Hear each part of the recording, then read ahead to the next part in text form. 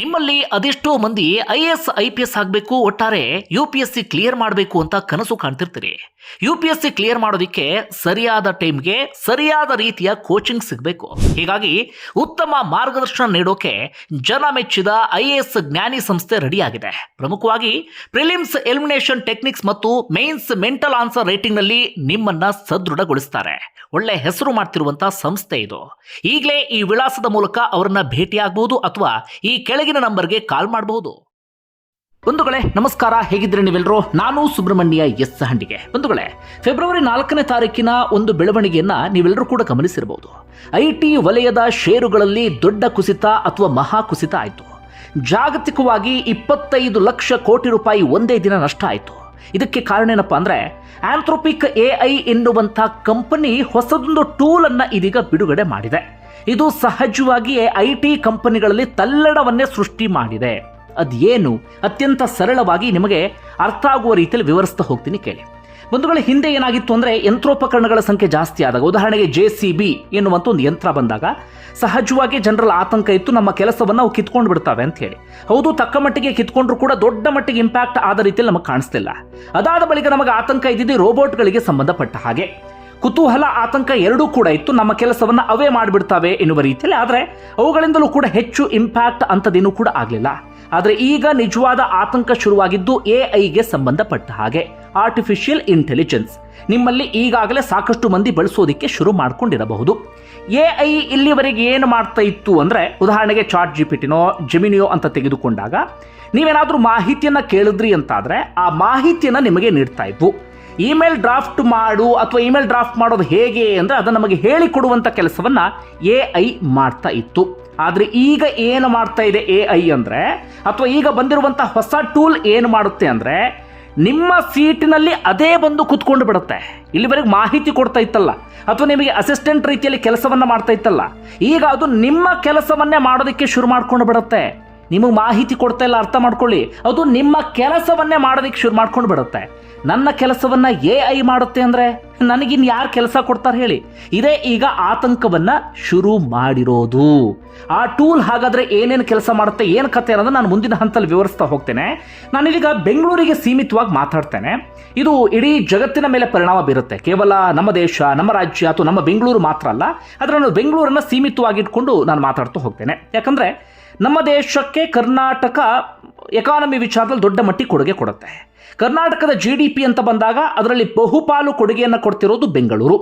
ಬೆಂಗಳೂರು ಇಷ್ಟರ ಮಟ್ಟಿಗೆ ಕೊಡುಗೆಯನ್ನು ಕೊಡುತ್ತೆ ಅಂದರೆ ಅದಕ್ಕೆ ಕಾರಣ IT ಇಂಡಸ್ಟ್ರಿ.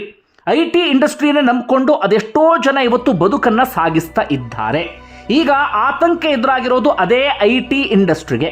IT ಕಂಪನಿಗಳ ಸಮಸ್ಯೆ ಆಗುತ್ತೋ ಇಲ್ಲೋ ಗೊತ್ತಿಲ್ಲ, ಅದು ಫ್ಯೂಚರ್ ನಮಗೆ ಅರ್ಥ ಆಗ್ತಾ ಹೋಗುತ್ತೆ. ಆದರೆ ಕಂಪನಿಗಳಲ್ಲಿ ಕೆಲಸ ಮಾಡುವಂಥ ಉದ್ಯೋಗಿಗಳಿದ್ದಾರಲ್ಲ, ಅವರಿಗೆ ನಿಜವಾಗ್ಲೂ ಇದೀಗ ಆತಂಕ ಶುರುವಾಗಿಬಿಟ್ಟಿದೆ. ಇನ್ನೂ ಸರಳವಾಗಿ ವಿವರಿಸೋದಾದರೆ, ನಾನು ಯಾವುದೋ ಒಂದು ಕಂಪನಿಯಲ್ಲಿ ಕೆಲಸ ಮಾಡ್ತಿದ್ದೀನಿ ಅಂತ ಇಟ್ಕೊಳ್ಳಿ. ನಾನೇನು ಮಾಡ್ತೀನಿ, ನಾನು ದಿನಕ್ಕೆ 8ರಿಂದ 9 ಗಂಟೆ ಮಾತ್ರ ಕೆಲಸ ಮಾಡ್ತೀನಿ. ನನಗೆ ವೀಕೆಂಡ್ 2 ದಿನ ರಜೆ ಬೇಕು ಅಂತ ಕೇಳ್ತೀನಿ. ನನಗೇನೋ ಹುಷಾರಿಲ್ಲ ಅಂದರೆ ರಜೆ ಬೇಕು ಅಂತ ಕೇಳ್ತೀನಿ. ನಂದು ಇನ್ನೊಂದಷ್ಟು ಡಿಮ್ಯಾಂಡನ್ನು ಕೂಡ ಕಂಪನಿಯವರ ಮುಂದೆ ಇಡ್ತಾ ಹೋಗ್ತೇನೆ. ಆದರೆ ಈಗ ಬಂದಿರುವಂಥ ಹೊಸ ಟೂಲ್ ಇದೆಯಲ್ಲ, ಅದಕ್ಕೆ ಗಂಟೆಯ ಲೆಕ್ಕ ಇಲ್ಲ, ವೀಕೆಂಡ್ನಲ್ಲಿ ರಜೆ ಬೇಕಿಲ್ಲ, ಯಾವುದೇ ಡಿಮ್ಯಾಂಡನ್ನು ಕೂಡ ಮಾಡೋದಿಲ್ಲ. ನಮ್ಮ ಕೆಲಸವನ್ನು ಅದೇ ಆರಾಮಾಗಿ ಆ ಕಂಪನಿಗೆ ಮಾಡಿಕೊಡ್ತಾ ಹೋಗಿಬಿಡುತ್ತೆ. ಇದು ಈಗ ನಿಜವಾಗ್ಲೂ ನಮ್ಮೆಲ್ಲರಲ್ಲೂ ಕೂಡ ಆತಂಕ ತರಿಸಿರುವಂಥ ವಿಚಾರ. ಇದು ಬೆಂಗಳೂರಿನ IT ಇಂಡಸ್ಟ್ರಿಯನ್ನೇ ನಡುಗಿಸುವ ರೀತಿಯಲ್ಲಿ ಕಾಣಿಸ್ತಾ ಇದೆ. ಇದು IT ಇಂಡಸ್ಟ್ರಿ ಮೇಲೆ ಇಂಪ್ಯಾಕ್ಟ್ ಆಯಿತು ಅಂತಾದರೆ ಎಲ್ಲರ ಮೇಲೂ ಇಂಪ್ಯಾಕ್ಟ್ ಆಗುತ್ತೆ. ಅದು ಹೇಗೆ ಅನ್ನೋದನ್ನು ಕೂಡ ಹೇಳ್ತಾ ಹೋಗ್ತೀನಿ ನಾನು, ಕೇಳಿ. ಈಗ ಆಂಥ್ರೋಪಿಕ್ ವಿಚಾರಕ್ಕೆ ಬರೋಣ. ಅದು ಏನೇನು ಮಾಡುತ್ತೆ, ಯಾವಾಗ ಬಂತು, ಏನು ಕತೆ ಅಂತ ಹೇಳಿ. ಈ ಅಮೆರಿಕ ಮೂಲದ ಕಂಪನಿ ಆಂಥ್ರೋಪಿಕ್ AI ಎನ್ನುವಂಥ ಒಂದು ಕಂಪನಿ ಜನವರಿ 12ನೇ ತಾರೀಕಿಗೆ ಅವರು ಒಂದು ಹೊಸ ಟೂಲನ್ನು ರಿಲೀಸ್ ಮಾಡ್ತಾರೆ. ಆ ಟೂಲ್ನ ಹೆಸರು ಕ್ಲಾಡ್ ಕೋವರ್ಕ್ ಅಂತ. ಇನ್ನೂ ಇಂಟ್ರೆಸ್ಟಿಂಗ್ ವಿಚಾರ ಏನಪ್ಪಾ ಅಂದರೆ, ಈ ಟೂಲನ್ನು ರೆಡಿ ಮಾಡಿದ್ದು ಯಾವುದು ಅಂದರೆ ಮತ್ತೊಮ್ಮೆ ಅದೇ AI ರೆಡಿ ಮಾಡಿದ್ದು. ಅದು ಕೂಡ ಕೆಲವು ಗಂಟೆಗಳ ಅಥವಾ ಕೆಲವು ದಿನಗಳ ಅವಧಿಯಲ್ಲಿ ಈ ಟೂಲನ್ನು ಅದು ರೆಡಿ ಮಾಡಿದೆ. ನೋಡಿ, AI ರೆಡಿ ಮಾಡಿರುವಂಥ ಟೂಲ್ ಇದು ಇವತ್ತು ಟೆಕ್ ಇಂಡಸ್ಟ್ರಿಯನ್ನು ಆಳೋದಿಕ್ಕೆ ಬಂದಿದೆ. ಇದು ಏನು ಕೆಲಸ ಮಾಡುತ್ತೆ ಅಂತ ನಾವು ಗಮನಿಸ್ತಾ ಹೋಗೋದಾದರೆ, ಮೊದಲಿಗೆ ನಮ್ಮ IT ಕಂಪನಿಗಳು ಹೇಗೆ ಕೆಲಸ ಮಾಡ್ತಿದ್ವು ಅನ್ನೋದನ್ನು ನಾವು ಅರ್ಥ ಮಾಡ್ಕೊಳ್ಬೇಕಾಗತ್ತೆ. ಅದನ್ನು ಗಮನಿಸ್ತಾ ಹೋಗೋಣ. ಹೇಗೆ ಅಂದರೆ, ನಮ್ಮ IT ಕಂಪನಿಗಳು ಹೊಸ ಇನೋವೇಷನ್ ಅಂಥದ್ದನ್ನು ಮಾಡ್ತಿದ್ದು ತೀರಾ ಕಡಿಮೆ.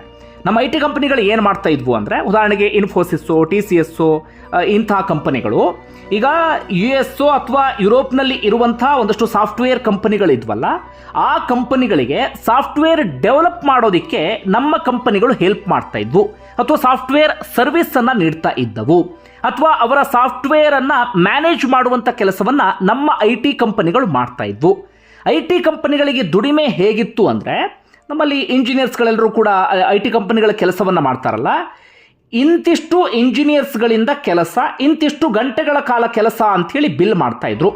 ಉದಾಹರಣೆಗೆ 100 ಇಂಜಿನಿಯರ್ಸ್ ಇಂತಿಷ್ಟು ಗಂಟೆಗಳ ಕಾಲ ಕೆಲಸ ಮಾಡಿದ್ದಾರೆ ಅಂಥೇಳಿ ಆ ಗಂಟೆ ಮತ್ತು ಜನರ ಲೆಕ್ಕದ ಆಧಾರದ ಮೇಲೆ ಈ ಐ ಟಿ ಕಂಪನಿಗಳು ಬಿಲ್ ಮಾಡ್ತಾಯಿದ್ರು. ಐ ಟಿ ಕಂಪನಿಗಳಿಗೆ ಈ ಇನ್ಕಮ್ ಜನರೇಟ್ ಆಗ್ತಾ ಇತ್ತು. ಅದೇ ಆಧಾರದ ಮೇಲೆ ಉದ್ಯೋಗಿಗಳಿಗೆ ಅವರು ಸಂಬಳವನ್ನು ಕೊಡ್ತಾ ಇದ್ದರು. ಉದಾಹರಣೆಗೆ ಇನ್ಫೋಸಿಸ್ ಹೆಚ್ಚು ಕಡಿಮೆ 3.5 ಲಕ್ಷ ಜನರ ಕೆಲಸವನ್ನು ಕೊಟ್ಟಿದೆ, TCS 6 ಲಕ್ಷ ಜನರ ಕೆಲಸವನ್ನು ಕೊಟ್ಟಿದೆ. ಇನ್ನು ಬೇರೆ ಬೇರೆ ಕಂಪನಿಗಳು ಕೂಡ ಇದೇ ರೀತಿಯಾಗಿ ಲಕ್ಷ ಜನರಿಗೆ ಕೆಲಸವನ್ನು ಕೊಟ್ಟಿದ್ರು. ಆದರೆ ಈಗ ಏನಾಗುತ್ತೆ ಅಂದರೆ, ಈ ಹೊಸ ಟೂಲ್ ಏನು ಬಂದಿದೆ, ಕ್ಲಾಡ್ ಕೋವರ್ಕ್ ಎನ್ನುವಂಥ ಟೂಲ್ ಏನು ಬಂದಿದೆ, ಇದು ತುಂಬ ಕಡಿಮೆ ಅವಧಿಯಲ್ಲಿ ಈ ಐ ಟಿ ಕಂಪನಿಗಳು ಏನು ಕೆಲಸವನ್ನು ಮಾಡಿಕೊಡ್ತಾ ಇದ್ವು ಅಂದರೆ, ಐ ಟಿ ಕಂಪನಿಗಳಲ್ಲಿ ಎಂಪ್ಲಾಯೀಸ್ಗಳಿದ್ರಲ್ಲ, ಅವ್ರು ಮಾಡಿಕೊಡುವಂಥ ಕೆಲಸವನ್ನು ತುಂಬ ಕಡಿಮೆ ಗಂಟೆಯಲ್ಲಿ ಮಾಡಿಕೊಟ್ಟು ಬಿಡುತ್ತೆ. ಕೇವಲ ಸೂಪರ್ವೈಸರು ಅಥವಾ ಹೆಡ್ ಅಂತ ಏನು ಕರಿತೀವಿ, ಅಥವಾ ಮ್ಯಾನೇಜರ್ ಅಂತ ಏನು ಕರಿತೀವಿ, ಅವರಿದ್ರೆ ಸಾಕು. ಈ ಜೂನಿಯರ್ಸ್ನ ಅವಶ್ಯಕತೆ ಅಥವಾ ಹೆಚ್ಚಿನ ಎಂಪ್ಲಾಯೀಸ್ಗಳ ಅವಶ್ಯಕತೆ ಅದು ತೀರಾ ಕಡಿಮೆ ಆಗ್ತಾ ಹೋಗಿಬಿಡುತ್ತೆ. ಇದೇನು ಮಾಡುತ್ತೆ ಹೇಳಿ, ತೀರಾ ಕಡಿಮೆ ಸಮಯಕ್ಕೆ ಹೆಚ್ಚು ಕಡಿಮೆ ಒಂದು 50 ಜನರಿಂದ 100 ಗಂಟೆಯಲ್ಲಿ ಆಗುವಂತಹ ಕೆಲಸವನ್ನು ಇದು ಕೆಲವು ಗಂಟೆಗಳಲ್ಲಿ ಮುಗಿಸ್ಕೊಟ್ಟು ಬಿಡುತ್ತೆ. ಹಾಗೇನಾಗ್ಬಿಡುತ್ತೆ, ಉದ್ಯೋಗಿಗಳು ಸೀದಾ ಮನೆಗೆ ಸೇರ್ಕೊಳ್ಳುವಂಥ ಪರಿಸ್ಥಿತಿ ಎದುರಾಗಿ ಬಿಡುತ್ತೆ. ಹಾಗಾದರೆ ಏನೇನು ಕೆಲಸವನ್ನು ಮಾಡುತ್ತೆ ಅಂತ ನಾವು ಗಮನಿಸ್ತಾ ಹೋಗೋದಾದರೆ, ಇದು ಪ್ರಮುಖವಾಗಿ ಲೀಗಲ್ ರಿಸರ್ಚನ್ನು ಮಾಡುತ್ತೆ. ಆ ಕಂಪನಿಗಳಿಗೆ ಇದೀಗ ಹೊಡ್ತಾ ಬೇಕು. ಡಾಕ್ಯುಮೆಂಟೇಷನನ್ನು ಮಾಡುತ್ತೆ, ಕೋಡನ್ನು ರೆಡಿ ಮಾಡಿಕೊಡುತ್ತೆ, ಡೇಟಾ ಅನಾಲಿಸಿಸನ್ನು ಮಾಡುತ್ತೆ, ಡೇಟಾ ರಿಪೋರ್ಟಿಂಗನ್ನು ಇದು ಮಾಡ್ತಾ ಹೋಗುತ್ತೆ, ಕೋಡ್ ಜನರೇಷನ್ ಜೊತೆಗೆ ಟೆಸ್ಟಿಂಗನ್ನು ಮಾಡುತ್ತೆ, ಡೇಟಾಬೇಸ್ ಮ್ಯಾನೇಜ್ಮೆಂಟನ್ನು ಮಾಡುತ್ತೆ, ಎಲ್ಲವನ್ನೂ ಕೂಡ ಮಾಡ್ತಾ ಹೋಗುತ್ತೆ. ಮುಂಚೆ ಏನು ಮಾಡ್ತಾ ಇತ್ತು, ಯಾರೊಬ್ರು ಇಂಜಿನಿಯರ್ ಎಲ್ಲೋ ಕೆಲಸವನ್ನು ಮಾಡುವಂಥವರು AI ಹತ್ರ ಕೇಳ್ತಾ ಇದ್ರು, ನಾನು ಕೋಡನ್ನು ರೆಡಿ ಮಾಡೋದು ಹೇಗೆ ಅಂತ. ಅದು ಮಾಹಿತಿಯನ್ನು ಮಾತ್ರ ಕೊಡ್ತಾ ಇತ್ತು, ಕೋಡ್ ರೆಡಿ ಮಾಡೋದು ಹೇಗೆ ಅಂತ ಹೇಳಿ. ಆದರೆ ಈಗೇನು ಮಾಡುತ್ತೆ, ಅದೇ ಸ್ವತಃ ಕೋಡನ್ನು ರೆಡಿ ಮಾಡುತ್ತೆ. ಈಗ ಮಾಹಿತಿ ಕೊಡಲ್ಲ, ಅದೇ ನಿಮ್ಮ ಕುರ್ಚಿಗೆ ಹಾರು ಬಂದು ಕೂತ್ಕೊಂಡು ಅದೇ ಕೋಡನ್ನು ರೆಡಿ ಮಾಡಿಕೊಡುತ್ತೆ. ಹಾಗೆ ಅದು ಕೆಲಸ ಮಾಡುವ ಸಂದರ್ಭದಲ್ಲಿ ಏನಾದರೂ ಸಮಸ್ಯೆ ಆಯಿತು ಅಂತ ಇಟ್ಕೊಳ್ಳಿ, ಅದರ ಸಮಸ್ಯೆಯನ್ನು ಅದೇ ಪರಿಹರಿಸಿಕೊಳ್ಳುವಂಥ ಸಾಮರ್ಥ್ಯವನ್ನು ಕೂಡ ಇಟ್ಕೊಂಡು ಬಿಟ್ಟಿದೆ. ಇದು ಈಗಿನ ಹೊಸ ಟೂಲ್ ಮಾಡುವಂಥ ಕೆಲಸ. ನಿಮ್ಮೆಲ್ಲರಿಗೂ ಕೂಡ ನೀಟಾಗಿ ಅರ್ಥ ಆಯಿತು ಅಂತ ಅಂದ್ಕೊಳ್ತೀನಿ.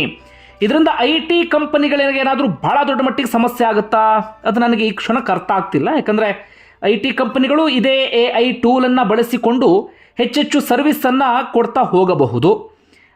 ಆದರೆ ಸಮಸ್ಯೆ ಆಗೋದು ಯಾರಿಗೆ ಅಂದರೆ ಉದ್ಯೋಗಿಗಳಿಗೆ. ಯಾಕಂದರೆ ಈ ಟೂಲ್ ಕೆಲಸ ಮಾಡುವ ಕಾರಣಕ್ಕಾಗಿ ಹೆಚ್ಚಿನ ಉದ್ಯೋಗಿಗಳನ್ನು ನೇಮಕಾತಿ ಮಾಡಿಕೊಳ್ಳೋದಿಲ್ಲ. ಇರುವಂಥವರನ್ನು ಕೂಡ ಮನೆಗೆ ಕಳಿಸುವಂಥ ಎಲ್ಲ ಸಾಧ್ಯತೆಗಳು ಕೂಡ ಇದೆ.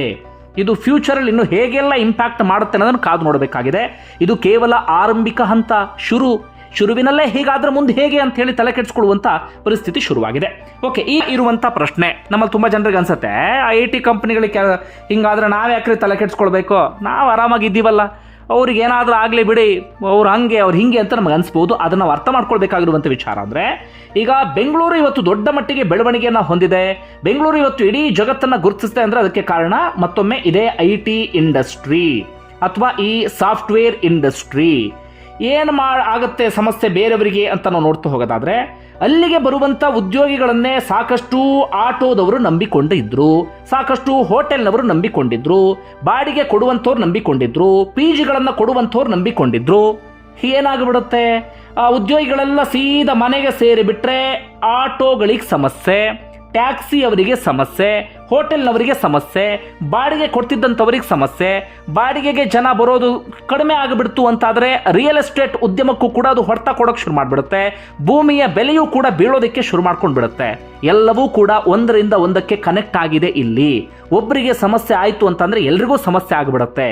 ಬೇರೆ ಇಂಡಸ್ಟ್ರಿಯಲ್ಲಿ ಹಿಂಗಿಷ್ಟು ಸಮಸ್ಯೆ ಆಗುತ್ತಿಲ್ಲೋ ಗೊತ್ತಿಲ್ಲ, ಆದರೆ ನಮ್ಮಲ್ಲಿ ಐ ಟಿ ಇಂಡಸ್ಟ್ರಿಗೆ ಏನಾದರೂ ಸಮಸ್ಯೆ ಆಯಿತು ಅಂತಾದರೆ, ವಿಶೇಷವಾಗಿ ಬೆಂಗಳೂರಿನಲ್ಲಿ ಎಲ್ರಿಗೂ ಕೂಡ ಇದು ಹೊಡೆತ ಕೊಡೋದ್ರಲ್ಲಿ ಯಾವುದೇ ಅನುಮಾನ ಇಲ್ಲ.